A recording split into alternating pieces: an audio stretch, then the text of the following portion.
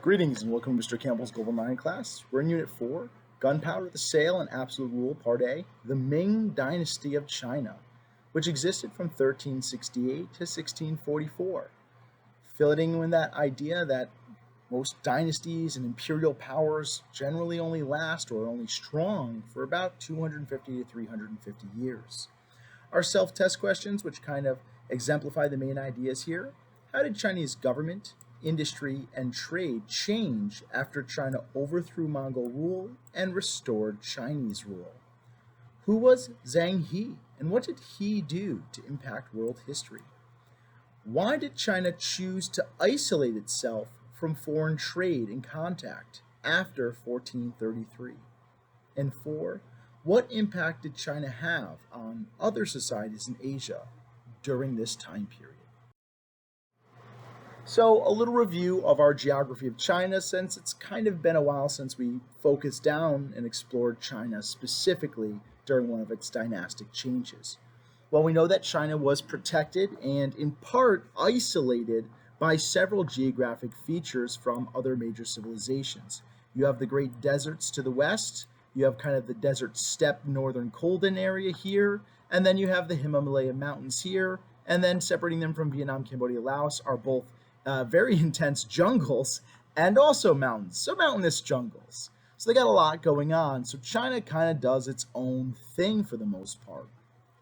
China itself also has a lot of hills and semi-mountainous terrain. So the Chinese adapted this all the way going back many dynasties using terracing to cultivate wet rice cultivation here, rice being the staple crop. Of course, both rice cultivation and terracing are both very labor intensive, which means it requires a very large population of peasants or laborers or even slaves, depending on the time period, in order to do all of this work. What is terracing? The process of cutting steps into hills in order to increase agricultural production. And it took hundreds of years of adapting to this environment, but during this Ming Dynasty period, like they've done a lot of the work. It has been centuries, even a millennia of adapting to the terrain, both to the rivers and to the mountainous terrain. And so during the Ming Dynasty, what we see is they're able to turn out a lot of crops. And so they are going to steadily grow in population size during this period to eventually become the largest population in the world of this early modern, pre-modern period. Chinese dynasties throughout their history have built canals both to transport goods and food, and cities developed along these canals, developed along these rivers as centers of trade and culture.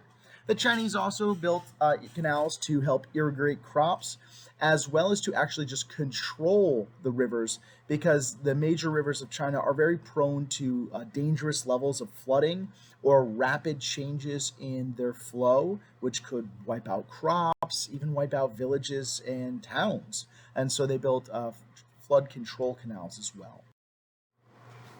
So who are the Ming? Well, we acknowledge them as a return of Chinese rule to China. So Zhu Zhonghang, a commander of peasant revolts against the Mongolian rule of the Yuan dynasty, is successful in basically getting enough Chinese people to reject Mongolian rule and drive the Mongols effectively out of China in 1368. And he renames himself Taizu Ming, or ancestor of the Ming.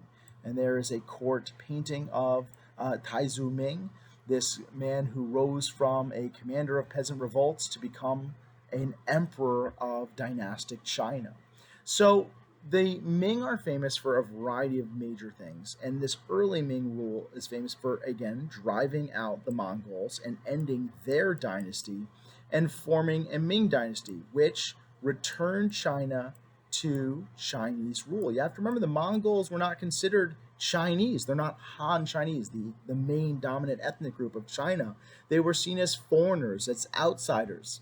If you look at some of the historical writings of this period, they're viewed as aliens, not from space, but aliens as means outsider. And so this return to Chinese rule is welcomed in China because they saw themselves as, well, kind of racially superior to other groups. The Ming will continue to view China as the Middle Kingdom, the greatest and most important civilization. Again, that view of ethnocentrism, Mongols, Manchus, other groups are alien, outsiders, and lesser. The Han Chinese and their Chinese civilization is superior. We call that concept ethnocentrism, the view of your civilization and or your ethnicity or race as superior to others. And the Ming oversee a long period of trade, economic growth, influence in other countries, specifically Korea, and stability of rule until their eventual conquest by another. So, Ming government, because they are returning China to Chinese rule, we see during their government the restoration of the civil service system. You have to remember, this was a strong backbone of many of the greatest dynasties of China, right? This idea that we're going to create a Confucian bureaucracy, a government run by trained and educated officials. That's a bureaucracy. And we're going to figure out who belongs in this bureaucracy by administering a civil service exam. We're going to have people tested on a yearly, bi-yearly basis. And the highest marks on these tests will receive high-ranking government jobs. Lower ranks are diffused through different parts of society, with generally the lowest passing marks going and being administered as teachers. You get to be a teacher to teach other kids how to pass the exam. And so these were all based on Confucian texts, in which you were basically going to write essays. I believe the main idea was the spider essays, or the eight-legged essays is the main framework that you try to write, explaining government and historical problems, giving your own views and answers, but all through the lens of Confucianism and other writings of the great masters. They set up government censors to root out government corruption and try to keep officials honest, which did mean this bureaucracy, which already had a high level of efficiency because people had to be faithful to Confucianism, and generally it is helpful to know Confucianism if you actually internalize it, but also to try and make this government run more efficiently. They also returned to a traditional Chinese class system. The Yuan dynasty, which was the rule of the Mongols, had put the Mongols above every other class and really tried to keep the power and prestige of the scholar gentry, or the Confucians, down. Whereas, of course, the Ming are going to kind of evaluate their society and say that, the Confucian gentry do belong on top if we're going to reward them and have them control the bureaucracy. So you've got this great little chart here. We see merchants at the bottom because they did not make anything, but simply parasitically, in the view of the Chinese, lived off of the produce of others. You have peasant farmers and artisans here. You have a scholar gentry class, which again, scholar gentry means educated nobles. Those are the ones that are the bureaucrats that take and score very well on the exam. And then the emperor and the royal family at the very top. And while the emperor gets to make the decisions, I would like to point out that the scholar gentry have a very important role in actually overseeing those decisions. It's kind of like the idea of our president and Congress make laws, but if they were to make a law, it's not the congressman that's going to arrest you if you violate it. It's police. Those are the people that oversee the law, police chiefs and legal officials and things like that. The Ming are known for a variety of achievements during their rule. One of these was an expansion of agriculture. We see a variety of new fertilizers getting used and new food crops that come to China from the New World. Not that the Chinese were traveling to the Americas, but new trade goods and new foodstuffs coming from exploration of the New World would eventually get to China through trade, through cultural diffusion from European traders. And one of the big ones, again, potatoes and corn. Potatoes, a desirable trade good because, or not trade good, I'm sorry, a desirable agricultural good because they'll grow in very subpar land. Like it's not very hard to grow potatoes. So you can pick land that rice or wheat or barley don't grow well, grow crop of potatoes. Corn has relatively high caloric value, can be easy to grow in the right circumstances, so both these helped improve the diet of your average Chinese person. Under the Ming, they saw a rapid expansion of various industries, a lot of these at least under partial control of the state, which is why they were able to expand so quickly, as the state literally put resources behind this, such as allocating workers, allocating workshops allocating material. So paper making expands, porcelain making expands. These were both desirable trade goods that other countries wanted.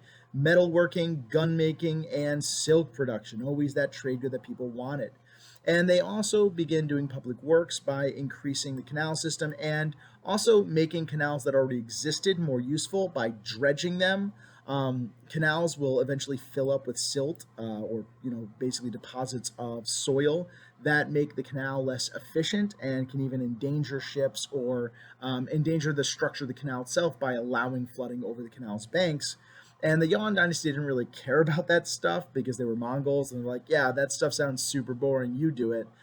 So things didn't really get done while the Mongols were in charge. So, however, under the Ming, they're going to revitalize these canal systems and work to make them operate at near peak efficiency.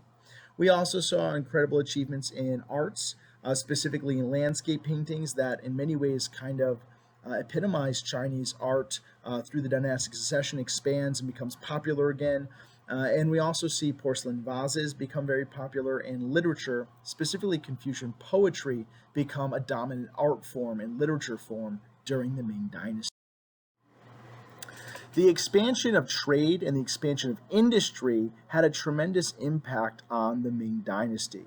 They're going to see population growth overall because, again, we talked about this kind of emphasis on canal systems, terracing, and also the fact that a lot of these things had already been done in great numbers. And now that China is recovering from A, the Mongol invasions, which caused a lot of damage, and B, China is recovering from the Black Death or bubonic plague, now the population can grow and recover. And so this led to increased urbanization, that the Ming Dynasty saw more cities develop along the canal systems, and the cities that already existed grew in size and complexity. And whenever cities and towns and things like that grow, just like we saw in Europe when we talked about Europe rising, that leads to an increase in trade. Chinese products such as silk and porcelain, and those are obviously over here. We've got some silk, we've got women making silk, and we got Chinese porcelain vases. They were in very, very high demand. Different countries wanted them. Chinese people wanted them too, of course. It was a sign of wealth there. But these things became incredible signs of wealth and power and prestige in other countries. Specifically, they were a huge deal in Europe. Having clothes made out of silk showed you were a baller, showed that you were very wealthy.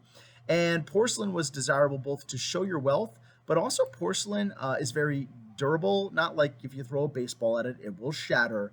But in terms of if you put hot liquids or hot things, period, in it, it does not crack.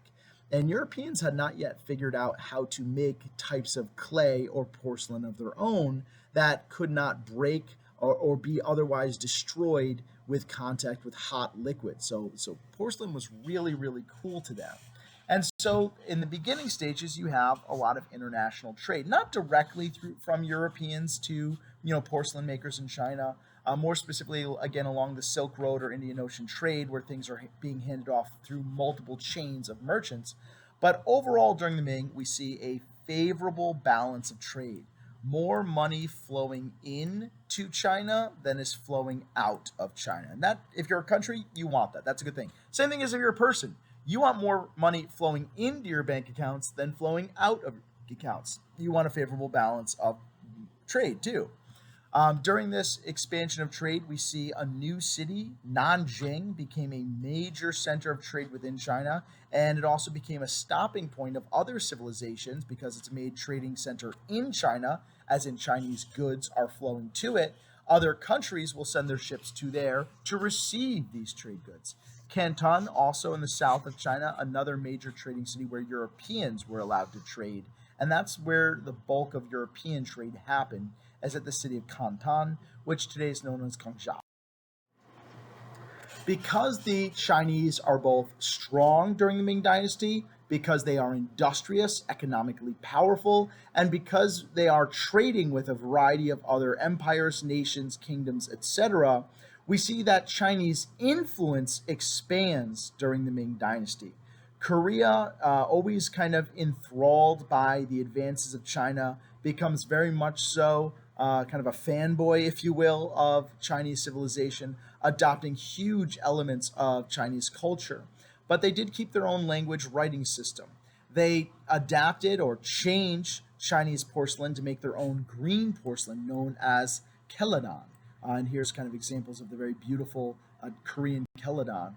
They also instituted Confucian exam systems, Confucian class systems in Korea, and from Korea, serving as a cultural bridge, some ideas, specifically elements of Confucian class system, but not the exam system, also spread to Japan. We've talked about this consistently, that ideas flow through Korea and then from this small little strait into Japan, with Korea acting as a cultural bridge or a transmitter of ideas or a hub of cultural diffusion.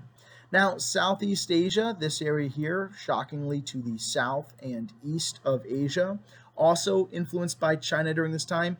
Trade is a little bit more difficult because, again, the actual Ming Empire or Ming Dynasty was separated by heavily wooded rainforests and mountains and mountainous rainforests and rainforests with mountains in them. And so that does make a direct land trade a little challenging, but the Indian Ocean trade and sea trade alive and well. And so it is during this time that Vietnam adopts a Confucian bureaucracy and an exam system, with Thailand and Cambodia and Laos also taking some cues with the expansion of styles of Buddhism, certain types of writing, and things along those lines. So this isn't quite the heyday of Chinese international influence, but it's nearly close to it. Helping power this international influence were the voyages of Zhang He. So Zhang He is like a really fascinating dude. He is not technically ethnically Chinese. He was ethnically a kind of a Turkish group from Central Asia, and his village had been like attacked in a raid by the Chinese military. He was captured as a slave. He was a eunuch, which means they had castrated him and taken his, manhood, if you will. And then he was installed in the military, where he became kind of like a childhood friend of the future emperor. And then as he grew up, was educated alongside the future emperor and became an admiral and general. Those are interchangeable almost, but he became mostly an admiral. And in 1405, he set out with this massive brand new fleet of ocean-going tribute ships. They're called the tribute ships because they brought with them a great deal of treasure, and they brought back a great deal of treasure. But really, make no mistake about it, these things were cutting-edge warships. They were badass. And you can hear during the same time period, 1400s, these are the Ming treasure ships or tribute ships, and this is Vasco da Gama's Sail Gabriel. This is a caravel, which we'll talk about more when we get to Unit 5. But these are the types of ships that, like Columbus and those guys, traveled to America on. And look at the size of these Chinese ships compared to it. I mean, you can fit multiple of these European ships inside this great giant Chinese behemoth. So what are the goals of these voyages? Why did Zhang He set out with this massive tribute fleet / war fleet, ?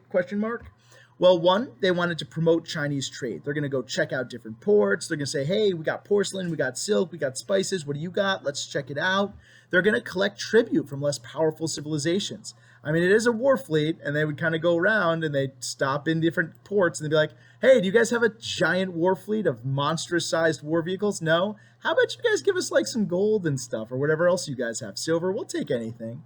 They did build trade relationships with other civilizations, and they also showed the power and superiority and supremacy of Chinese culture. You know, you sail a couple of these things by other civilizations, like, whoa, those were big ships.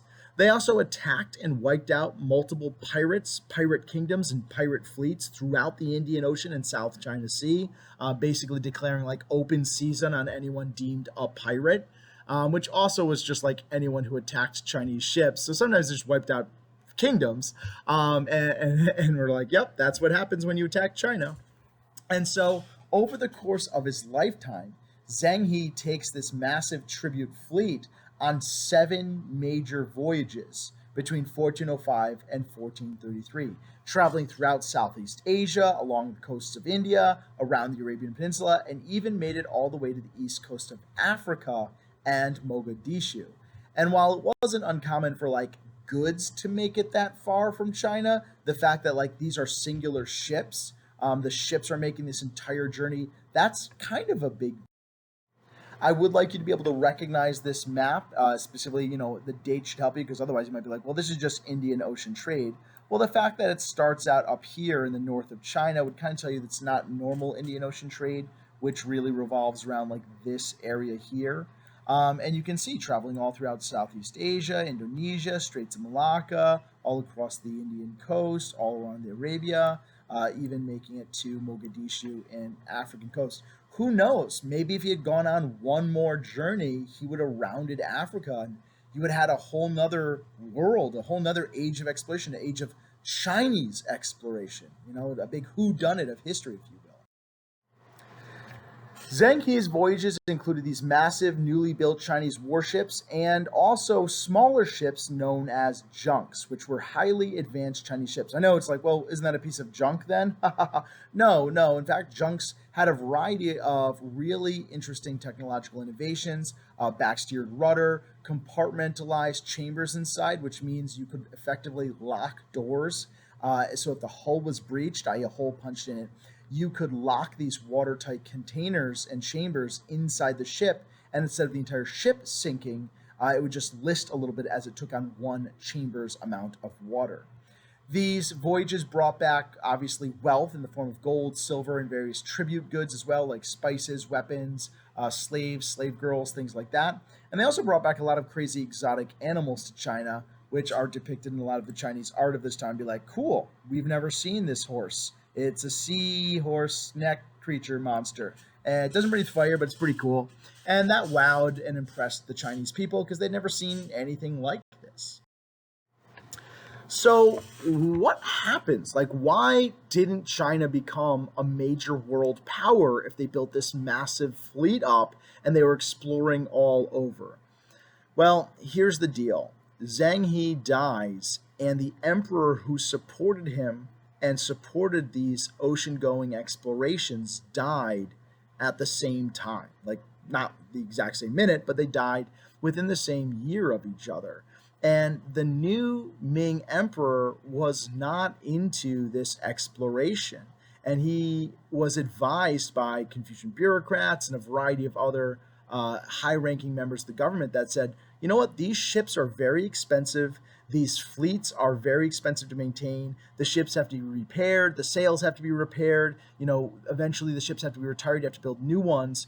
And it's very expensive. And I don't know if it's really making us a lot of money back.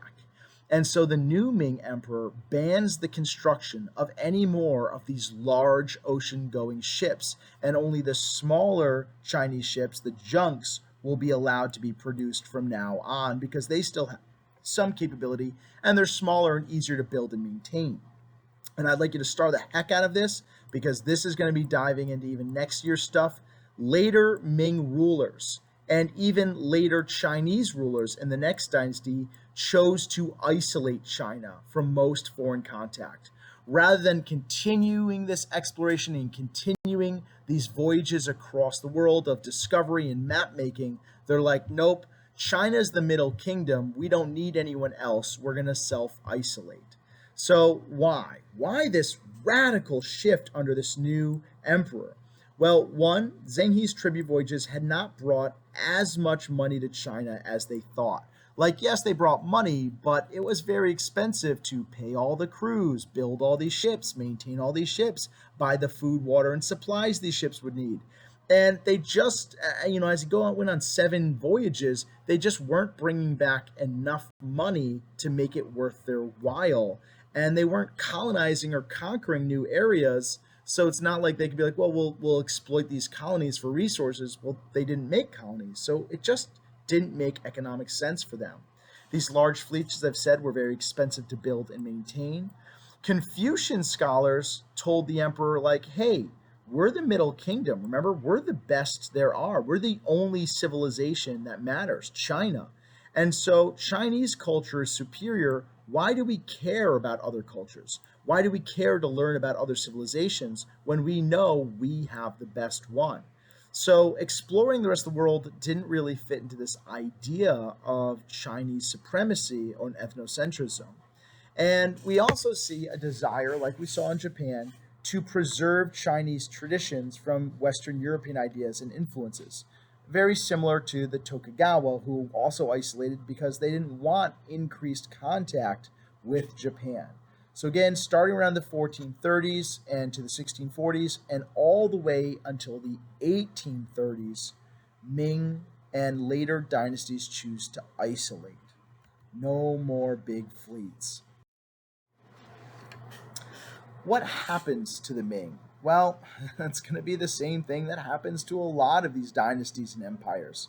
Like many empires, the Ming falls to both internal and external forces. There are internal and external reasons for the collapse of this otherwise strong dynasty. Internal causes, similar to what we've seen before, especially in China, later emperors rule poorly.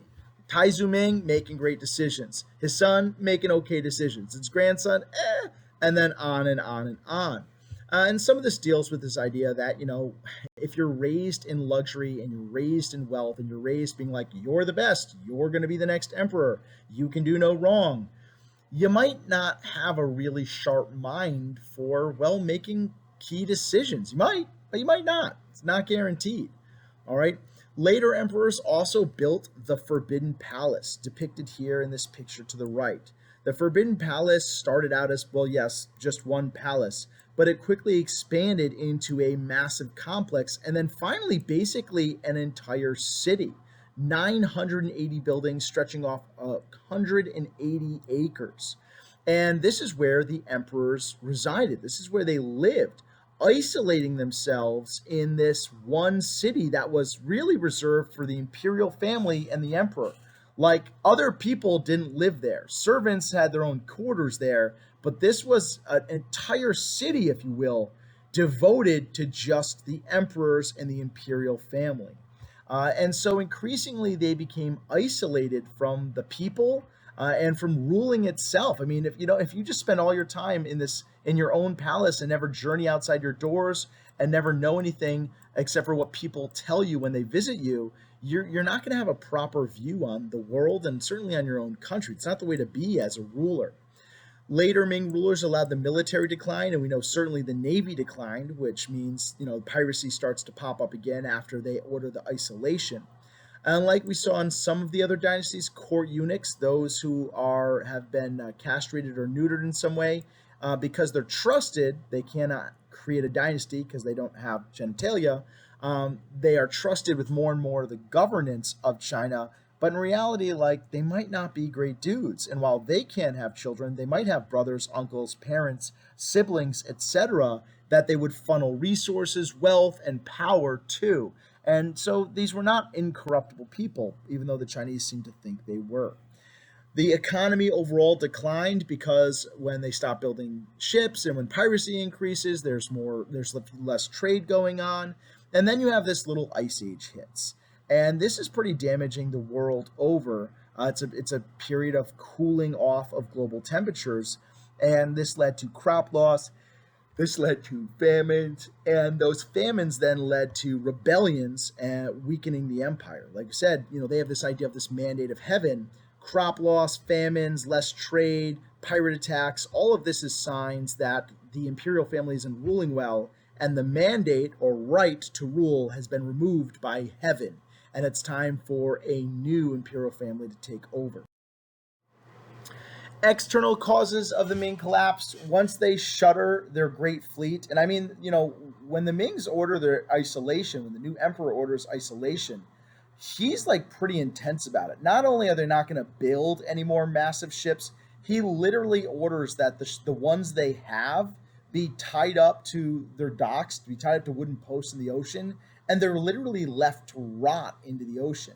So because that, piracy increases and trade decreases, and well, trade is what propped up a lot of the economy of the Ming Dynasty. And so now that they lack a powerful navy, now that they lack trade, you're going to see generally their economic decline. And then the big reason, the one that is the star, the hammer in the nail of the coffin, are the Manchus. Now, the Manchus are from northern China, generally a cold region. It's very similar to the steppe. In fact, it is part of the Eurasian steppe, that big open grassland. And the Manchus are kind of like your proto-Mongols. They are hard-hitting horseback warriors, generally archers, and these guys invade China. Now, in the first, they like argue like, no, no, no, we're totally not invading China and like gonna kill the emperor. We're like here to save the emperor. But the reality is, they conquered the imperial palace, they conquered the Ming Dynasty, and they established their own Qing Dynasty. And there's the Qing Empire there. And that's going to end up being the last imperial dynasty of China, lasting from 1644 to 1912. Oh, what's that you say? Is that about 250, 300 years? Oh, that's kind of weird. That's definitely totally weird. So that's the end. We will pick up in Global 10 with the Qing Dynasty, exploring how they are going about their history and exploring how they collapse as a dynasty and the wars of imperialism next year.